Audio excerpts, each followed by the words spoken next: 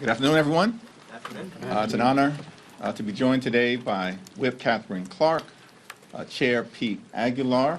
We've got Steering and Policy Co-Chair Debbie Wasserman Schultz, Democratic Policy and Communications Committee Co-Chair Lauren Underwood, and DCCC Chair Susan Delbene.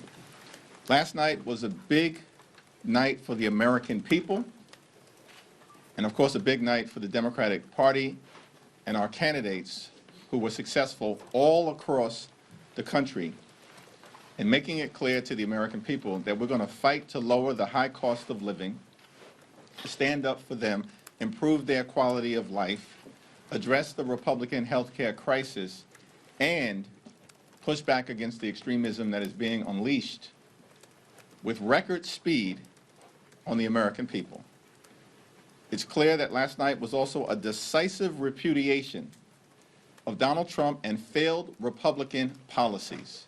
America is too expensive. The cost of living is way too high. Donald Trump and Republicans promised that they would lower costs on day one. Costs aren't going down, they are going up. Inflation is going up. Housing costs out of control. Grocery costs out of control. Child care costs out of control. Electricity prices through the roof. And now that we are in day 36 of the Trump Republican shutdown, it's clear that because of the Republican refusal to extend the Affordable Care Act tax credits, tens of millions of Americans are about to dramatically experience increases in their premiums, copays, and deductibles, which will make it unaffordable for them, their children, and their families to go see a doctor when they need one. House Democrats are going to continue to stand on the side of the American people in fighting to lower the high cost of living, fix our broken health care system that Republicans are decimating, and clean up corruption so we can deliver a country that actually works for working class Americans, for middle class Americans, and for everyday Americans. Our position as House Democrats, working closely with our friends and colleagues on the other side of the Capitol, Senate Democrats, remains the same. Earlier today, Leader Schumer and I demanded a meeting with Donald Trump. He needs to get off the sidelines and get in the game. Because until he does, this government will remain shut down. Mike Johnson and John Thune have zero authority to act on their own. And over the last 36 days, Donald Trump has been too busy throwing parties designed to elevate the lifestyles of the rich and shameless. He's been too busy on the golf course. He's been too busy destroying half the White House. And he's been too busy finding $40 billion for the people of Argentina, and yet can't find a dime to prevent children in this country from going hungry. The American people have had enough, and the results last night across the country have made that clear. It's now my honor to yield to the whip, Catherine Clark. Thank you so much, and good afternoon, everybody. It is truly a privilege to stand with this leadership team, and a special thanks to our leader, Hakeem Jeffries, for his moral clarity and tenacity. And here's what the voters told us last night. They want leaders who will protect their health care, who will protect SNAP and food benefits, who will protect Head Start, who will bring down the cost of living. That is the mandate of the American people, to prioritize the budgets of working people over the demands of billionaires. That's what the American people want, and that is what Democrats are going to keep fighting for. And at some point, the Republicans need to hear what the people are saying, because it's clear. They are saying enough is enough. They see through the Republican spin, They see through the games. They see the last year for what it is, a string of back-to-back broken promises. There is nothing left for the Republicans to do but get back to work. It's not too late to stop these premium hikes. It's not too late to fully fund SNAP and Head Start, Medicaid, Medicare, and the ACA. Our message to the Republicans is clear. Come back to work. Reopen government. Stop cowering and start governing. And I am glad to turn over the podium to our partner in governing, our chairman, Pete Aguilar. Thank you, Whip Clark. There's no doubt about it. Americans rejected the Trump agenda in red districts, in blue districts, and in purple districts. And the reason is clear. Donald Trump and his henchmen, time and time again, have abused the American people, from firing federal workers to raising costs with tariffs, taking away health care, gutting food assistance, all of that. And the American people fought back last night, and they made their voices heard. Americans made it very clear that they understand Republicans are fighting for the billionaire class, while Democrats are fighting for health care and lowering the costs that they face every day. We're so pleased for our past and present colleagues, Mikey Sherrill and Abigail Spanberger, as they ascend to the governor's mansions in their respective states. And I'm so thankful that Californians showed that they want fair elections and would not allow Donald Trump to rig the 2026 election just like he tried in 2020.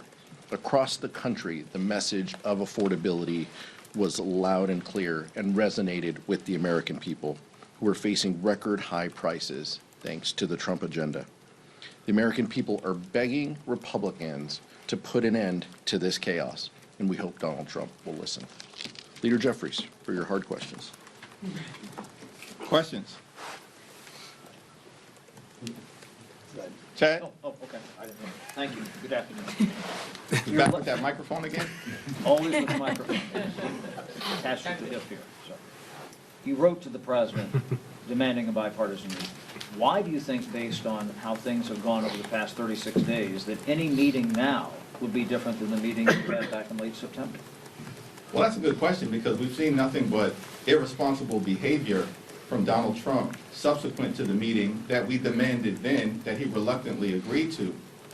But 36 days later, where thousands, hundreds of thousands of hardworking federal employees are being forced to work without pay, where Donald Trump has unlawfully withheld SNAP benefits to children and seniors and families and women and veterans who are at risk of going hungry. The fact that tens of millions of Americans right now, as we are in open enrollment, are realizing that their premiums, copays, and deductibles are about to skyrocket in ways that will make health care unaffordable. And Donald Trump's clear acknowledgement that the American people are holding Republicans accountable for shutting down the government. The only way to move forward with a bipartisan negotiation is for the president to get off the sidelines and get in the game so we can reopen the government, enact a bipartisan spending agreement, and decisively address the Republican health care crisis in a manner consistent with what Marjorie Taylor Greene and other traditional swing seat Republicans whose seats are now at grave risk have indicated needs to happen. But his attitude seems no different than it was in late September when we talked. Unfortunately, we've seen a lack of presidential leadership, and we've seen this in a variety of different ways from the very beginning of this term. It's a my way or the highway approach. That's the reason why Republicans have shut the government down up until this point. But it's not working for the American people, and they're going to have to change course. Leader Jeffries. Thank you. Leader Jeffries. Leader Jeffries. How hard will it be to hold the Maine 2nd District now that Mr. Golden is dropping out? And then also, can you comment on this nascent bipartisan talks in the Senate? There's a promise of an ACA vote in the Senate. It seems like some moderate Democrats would go for that to reopen the government. We're going to take back control of the United States House of Representatives, so let's be very clear about that. When we flipped the House in 2018, we were 24 seats short. And in that cycle, we won 40 seats. 24 seats short, and we won 40 seats. Based on the environment that we now know exists, which as Democrats, we've been telling you for the last several months is the reality, but now it's been confirmed by the American people. And House Democrats being only 3 seats short. And thanks to what was done in California with respect to Prop 50 and this strong Democratic response across the country in state after state after state, and stay tuned because more is coming, Republicans are going to be unable to gerrymander their way into rigging the midterm elections. That scheme is over, buried, dead in the ground. And so we're going to take back control of the House and fight for every inch of territory. Congressman Goldman is a good man. He's a patriot. He served his country overseas, fought hard, risked his life, and has spent the last several terms working hard on behalf of the people of Maine. He's going to finish out his term. He will be missed, and we're going to hold that seat. Let me also yield to Susan Delvecchio. I just will reiterate what the leader said. I commend Jared for his incredible service to the people of Maine and to our country as a Marine, as a state legislator, as a member of Congress. It is a hard job on his family, and so I wish him the best in it and his ongoing, and we'll continue to have the honor of working with him for the rest of this term, but we absolutely intend to keep that seat. Leader Jeffries. Part two of my question, though, was on the What was part two? bipartisan talks in the Senate in exchange for a vote on the ACA subsidies. Some senators are saying they may be willing to vote for a CR. What's your thoughts on that? Our view remains the same, that we will consider in good faith anything that emerges from the Senate, as long as it's bipartisan, that reopens the government. It has to decisively address the Republican health care crisis. We'll evaluate it on the merits. We remain in close communication with our Senate colleagues from Leader Schumer on down. Leader Jeffries, last night in New York, Zoran Mamdani made no apologies about being a democratic socialist. Are you personally really comfortable with having a socialist running your city? Zoran Mamdani is the mayor-elect of the city of New York, and it's incumbent upon everyone to make sure that he's successful. Leader Jeffries. Leader Jeffries. Second round. I want to ask about the Venezuela briefing today. Do you feel like you received a sufficient briefing from the administration, or do you need more information? More information. Thank you, Mr. Leader. I want to go back to the letter that you and Leader Schumer sent to the president demanding a meeting. Soon after that letter was sent, he told Senate Republicans again to nuke the filibuster. Does that give you, any indication that he is interested in bipartisanship if he's telling Senate Republicans after you and Leader Schumer demanded a meeting to try to find a bipartisan solution, that he is in fact interested in bipartisanship? Donald Trump continues to own this shutdown. Effectively, he's saying that Republicans shut down the government and have the power to reopen it, but they are refusing to do so because they want to continue to gut the health care of the American people. And these extremists have zero interest in lowering the high cost of living. They learned nothing, apparently, from being shellacked all across the country. Anyone else? Okay. Leader Jeffries. Speaking of New York, last night you had record turnout in New York City for this election. Would you say that Mamdani is the future of the Democratic Party? I would say we had record turnout across the country because Democrats in New York City, in Virginia, in New Jersey, and we're so proud of our two colleagues, Mikey Sherrill and Abigail Spanberger. They ran amazing campaigns.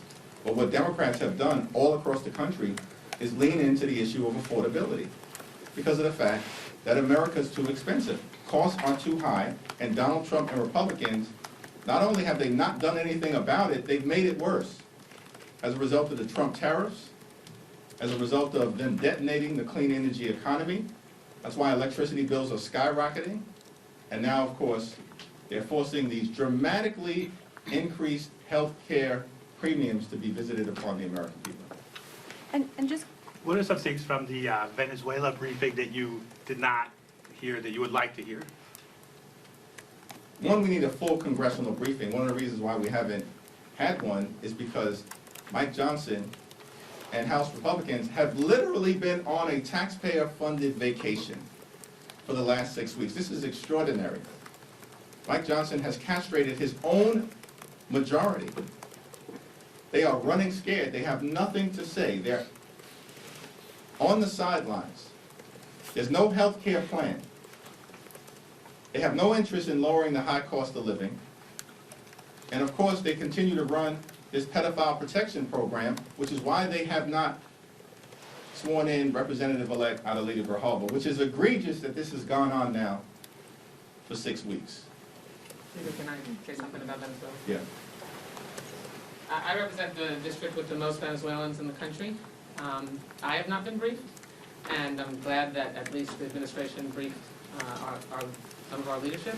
But let's be very clear. This administration lifted sanctions on Maduro, is allowing his regime to be enriched by oil profits, allowing money to flow into the coffers of oil companies, and at the same time engaging in extrajudicial killings with no evidence, short-circuiting what our normal process would be to ensure that you could have witnesses, if you arrest them, who can point you to the top of the food chain when it comes to the drug cartels.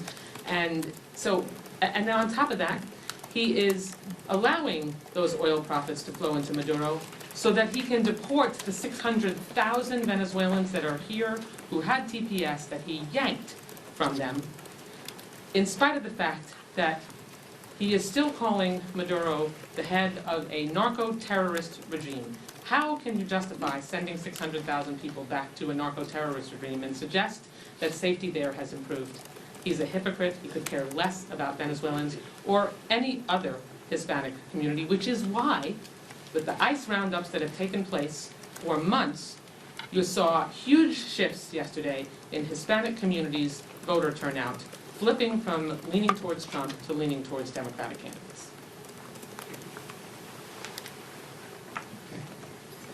Thank you, Mr. Leader. You were talking about Mamdani and the support that he needs to be successful.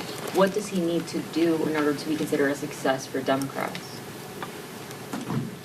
Well, this is about the city of New York. Everybody who finds themselves in a position of significance needs to govern in a manner that improves the quality of life of the people that they're privileged to represent on issues related to affordability and public safety being right at the top of the list. Leader Jeffries, thank you. Several Republicans today have suggested that as a result of the election results last night, Democrats might feel emboldened and may be less willing to work in a bipartisan way to end the shutdown. Your response to that? We've continued to make the point, and I want to yield to Catherine and Pete and acknowledge that Stephen Horsford has joined us as well. We continue to make the point that we want to sit down with our colleagues on the other side of the aisle, are willing to do it anytime, any place. What are they afraid of? Why are they continuing to be in hiding, unwilling to engage, after being repudiated all across the country? And yet the first thing that Leader Schumer and I did earlier today was to say to President Trump, we're willing to sit down, find a bipartisan path forward, reopen the government, decisively deal with the Republican health care crisis, and actually address the issues of importance to the American people. One of the reasons why Republicans were so decisively defeated all across America yesterday is because their policies have been a complete and total failure. They lied to the American people. They said they were going to focus on making life more affordable and have done the exact opposite. America is now more expensive because of Donald Trump, House and Senate Republicans. All they've done is to focus on massive tax breaks for their billionaire donors and made those tax breaks permanent. That was the one big ugly bill, while at the same time hurting everyday Americans, including by enacting the largest cut to Medicaid in American history, and in that same bill, ripping $186 billion in SNAP benefits away from hungry children, veterans, and seniors, and now they're continuing that cruelty by unlawfully withholding SNAP benefits from 42 million Americans. The American people understand that Republicans have failed them in record speed, and that's why they're moving in a different direction. Yeah. I have to say that comment, I mean, I just don't know how they wake up each morning and come up with sort of a new low. Since they took office in January, since Donald Trump became president in January, there has been no extension to the Democrats, no desire to come and work with us. There was a CR back in March, our budget, take it or leave it. Then they went into their budget through the reconciliation process, take it or leave it. And then they followed up at the end of the year and once again said, take it or leave it. And what we are saying is no to this extreme agenda, that we are not gonna sit by when they say, our job is gonna be to lower costs on day one, and everything they have done in a completely partisan way has made life harder and more expensive for the American people. And this bargain that they have cooked up, that they are going to take Medicare and Medicaid and the ACA tax credits and veterans benefits and medical research in this country and the SNAP program and cut them in order to pay for permanent tax cuts for the very wealthiest. It is outrageous. And where are they? How would they even know what a negotiation looks like? We've been sitting, waiting for them to come back to Washington, and they simply refuse. We are here. We understand that we need to end this shutdown, and we have been shouting from the rooftops. And now we have been joined by a chorus of American voters who are saying this is not the way forward. We are the ones that matter, not your billionaire donors, not the ballroom off the East Wing, not renovating a bathroom in the White House or throwing a Great Gatsby party during a shutdown. It is about us. And when 60% of American households can't afford the basics, it is long past time. They come and work with Democrats. We understand they control the House, the Senate, and the White House. That's how we got into this shutdown. That is their choice. But we stand ready to negotiate. But you can't negotiate without a partner. So I hope that comment is an indication that they are willing to take in what the American people told them last night and finally come to the table.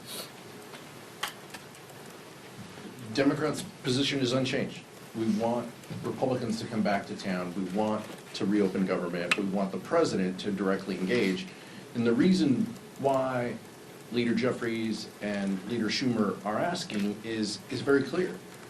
Mike Johnson has proven untrustworthy because he's walked away from deals, bipartisan deals in the past. So it's imperative to go directly to the president because Republicans control this shutdown. They control the levers of the House and the Senate.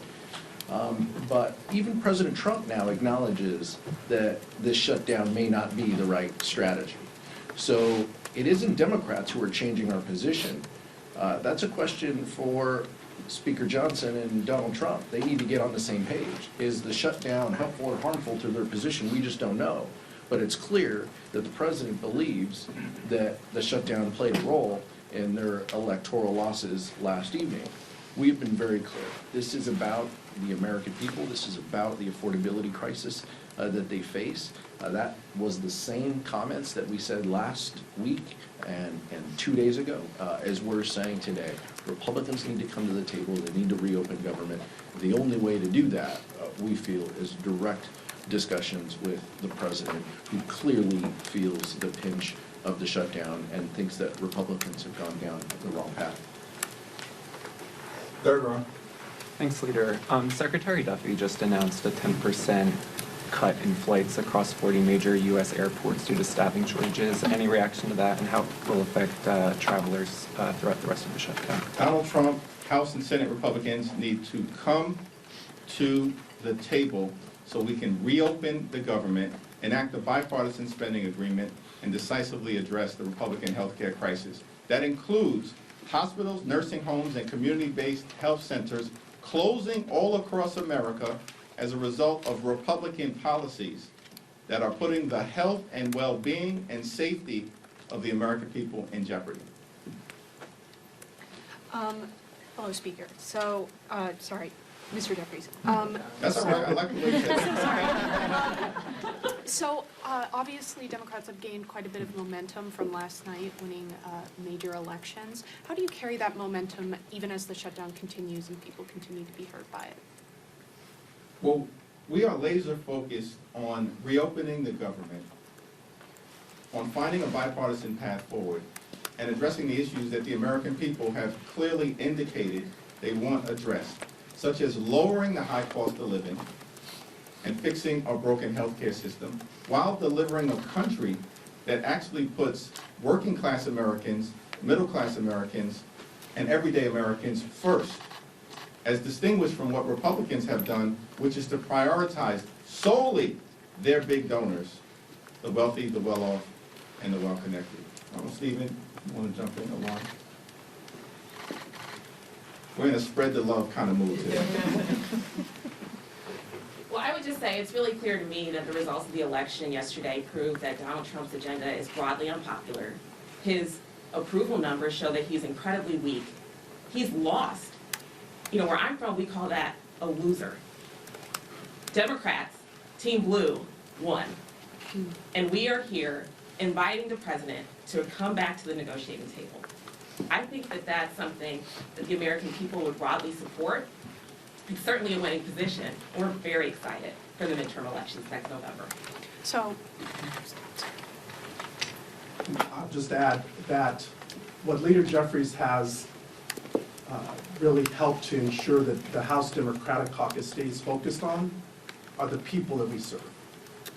Not the politics of Washington or the partisanships of the fight here in Congress, but the real life impact of the reckless way that the Republicans have approached this healthcare crisis that we warned them about from the beginning of this year when they were pushing forward on their big ugly bill to give tax breaks to the very wealthy. We warned them then that they were providing no relief to middle-class families in order to keep their health care.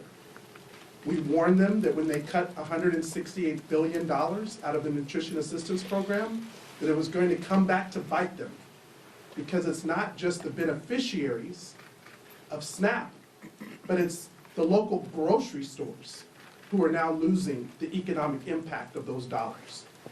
And all the while, this administration has shown us that this has been their plan all along. Cruelty is their plan. And that is their approach. Leader Jeffries has a different approach, and that's one centered on the people and making sure that we stay focused on what it is we're fighting for, and it's the American people and their ability to afford their health care, their groceries, and the ability to get ahead and not to fall behind. Second row. Earlier you talked about how tying Jay Jones to Abios Bamberg wasn't a winning strategy for Republicans. Now they're trying to do it with Mamdani. Why is that not a winning strategy for Republicans? We're going to continue to stay focused on the issues that are of importance to the American people, putting the affordability crisis first, driving down the high cost of living, addressing the growing inflation that Donald Trump and Republican policies, including through the tariffs, have brought to everyday Americans, and of course addressing the healthcare crisis, which is an American crisis. It's not a political issue for us, it's an American crisis. And we're seeing that all across the country. In fact, the 5 states that will be most impacted as a result of the Republican failure to extend the Affordable Care Act tax credits are West Virginia, Wyoming, Alaska, Tennessee, and Mississippi. 45%, a strong plurality of the people who are adversely impacted throughout America by dramatically increased premiums because of the Republican refusal to extend the Affordable Care Act tax credits are registered Republicans. This is not a partisan fight for us. It's a patriotic fight on behalf of the American people. Thank you all. Thank you, Mr. Leader.